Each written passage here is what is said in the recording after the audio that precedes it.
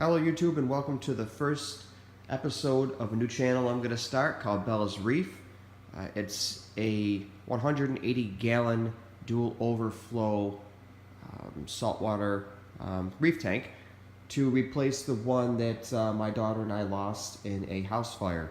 We're in the new house now, and I'm going to start with a little bit of plumbing. This is going to be a beginning to end. And then if it's a success, we'll go from there. But I figured a lot of people would like to see a setup like this start right from the beginning. Nothing here. This is a new home. It's to replace the one that we lost in a fire. So when this house was being built, I had the builders build in this area. It's recessed into the wall. It's for the tank. It's not really actually recessed in, and you got an awesome glare right there because of no curtains on the walls. No curtains yet. And it's winter.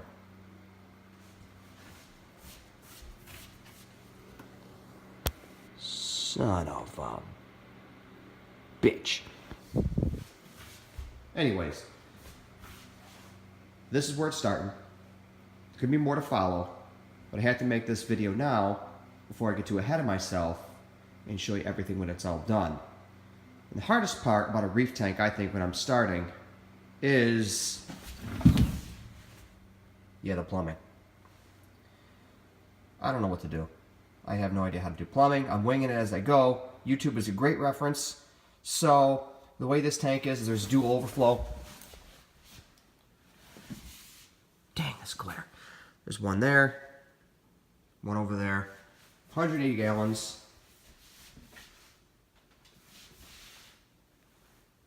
There you go. That's the return. In there,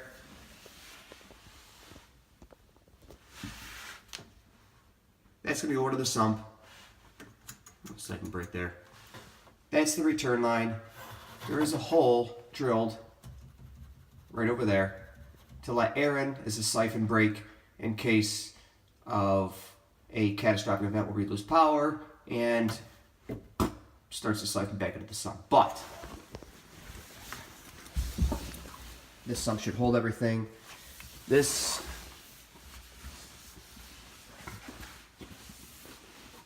is kind of sort of the setup we have. This sump, where it is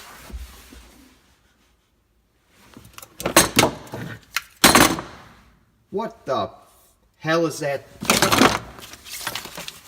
Sump.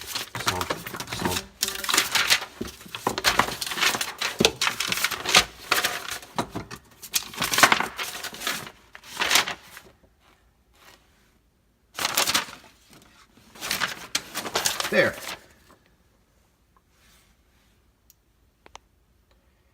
I can't say enough about this sump. I'm telling you, this sump was fairly cheap.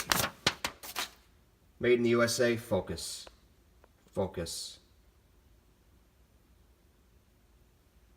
Good. Made in the USA sump. Fairly cheap. I've looked in a few places.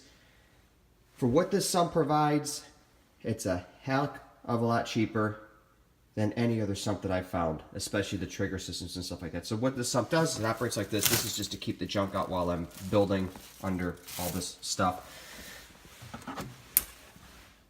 Return line 1, return line 2. They dump in here and here into the bubble tubes. This glare sucks. So they return into the bubble tubes. This is actually a tube in here. You can see it. Comes down, comes back up, over into the filter socks. Then down into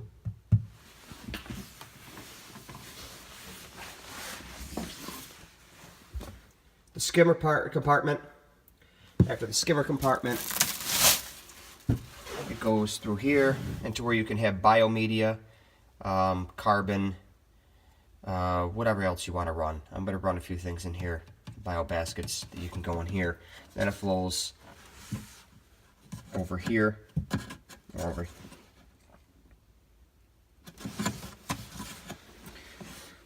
You can set your water depth with this for your refugium. It can either trickle over, or it can go in faster this way, or you can completely bypass it. So you trickle into the refugium, goes into the refugium. This is actually blocked. Goes up this way, down here. These sponges are just a last resort to make sure that nothing major as far as like detritus or whatever gets into the return pump, which will sit here.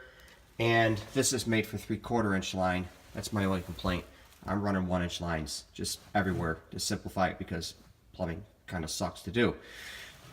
So this will be the 1 inch return line. That's going to come up. There's one return line there. This is the drop down. I definitely am a fan of shutoff valves and unions. If you ever have to break this down, you want to make it easy on yourself. So this is 3/4 to 1. 1 screws into here. This is a ball valve into another 1 inch receiver. Elbowed. Here's a union. Down into here, another union. Down into the sump. And the same thing on this side.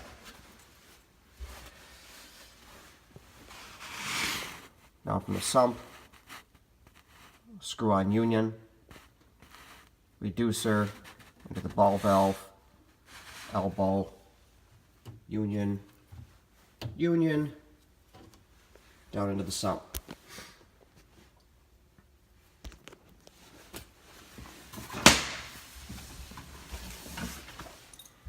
So when this mess is finally done, you will have a completely plumbed tank, and then the fun stuff starts, wrapping all this stuff up and making it look fairly decent. So that'll be next video. I'll show you all the plumbing.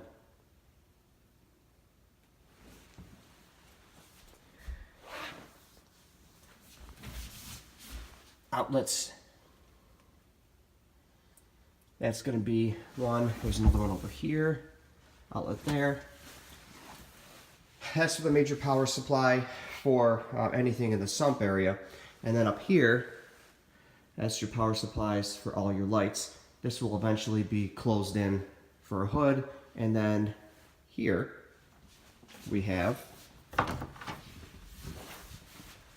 and cold water. It sits right next to the tank. There will be a hole drilled through here. That'll go from the return line right into here. So all the water changes can be done just with a twist of a handle, and it'll dump from there into here, into that drain.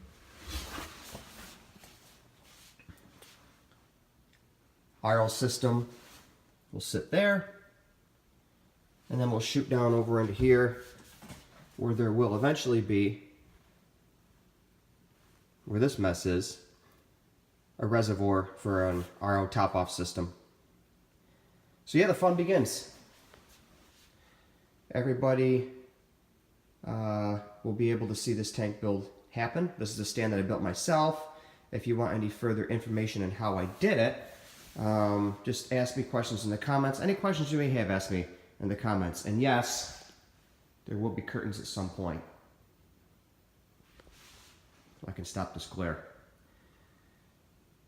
It's going to be a little bit for the next video because we are in the middle of Christmas shopping, Black Friday, Cyber Monday, spending a lot of money. So to be continued. But I will show you another video once the plumbing is all finished. And then from there we can finally start with the fun stuff. Rock, sand, salt, wave pumps, all the cool stuff.